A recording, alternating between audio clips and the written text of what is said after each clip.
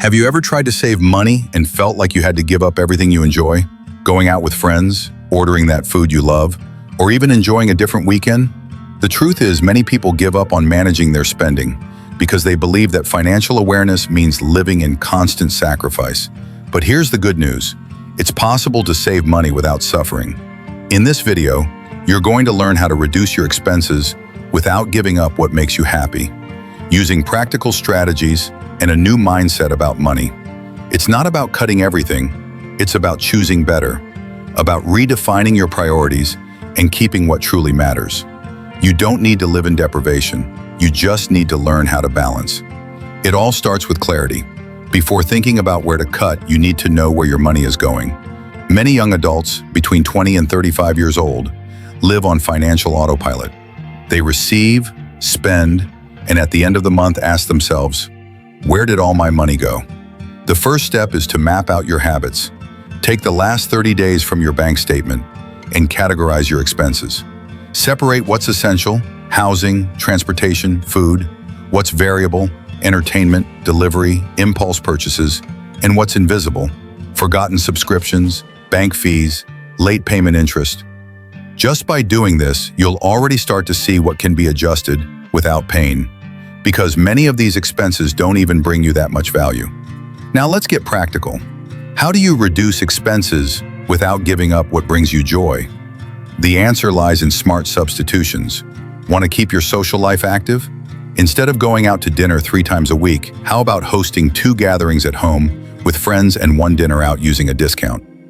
Use promo apps, take advantage of free entry cultural events, or happy hours with 2-for-1 drinks. The idea is not to isolate yourself, it's to keep the fun with more strategic choices. You can still enjoy life, you just need to be more creative with your budget. And believe it, this new approach can actually make everything more interesting. Another important point is emotional spending. You know those stressful days that end with a treat at the mall or an expensive delivery? It might seem small, but over the course of the month it adds up, and it doesn't always bring the relief you expected. The trick here is not to eliminate the treats, but to understand the triggers. What are you trying to compensate for with that purchase? Once you're aware of it, you can find cheaper and even more effective ways to reward yourself, like going for a walk, taking a long shower, having a good conversation, or cooking something tasty at home. The idea is to replace the automatic with the intentional. You're still taking care of yourself, but without damaging your budget. Let's talk about planning. A lot of people think managing money means using complicated spreadsheets or tracking every penny. But you can start with something simple. Set a weekly limit for each category. For example, $150 for entertainment, $200 for eating out, $50 for small extras. This division helps your brain make more conscious decisions because you can visualize the impact of each expense. And the best part, you can still give yourself freedom within your own limits. If you have money left over in one category, use it for another or save it. You'll start to realize that controlling isn't restricting, it's organizing so you can enjoy life better. Another powerful strategy is to review small recurring expenses, streaming subscriptions, gym memberships, premium apps. All of this adds up. Reevaluate. Do you really use everything you pay for? Maybe one streaming platform can be shared or an expensive gym replaced by outdoor workouts.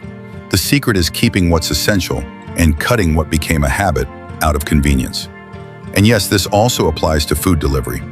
Replacing 3 orders a week with just 1 could mean $300 more in your pocket every month, which you could turn into a trip, an investment, or simply financial peace. Now let's flip the logic.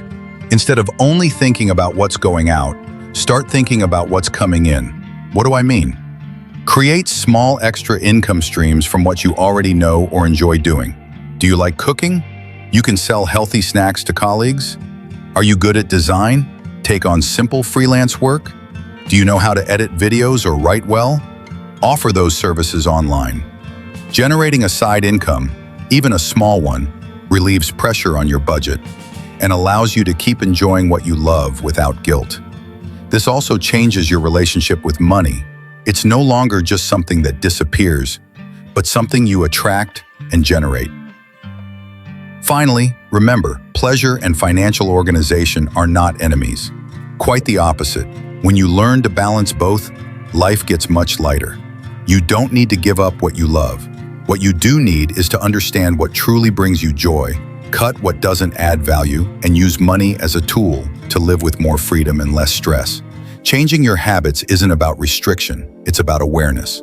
And awareness brings power. The power to choose, to prioritize, to enjoy life intelligently.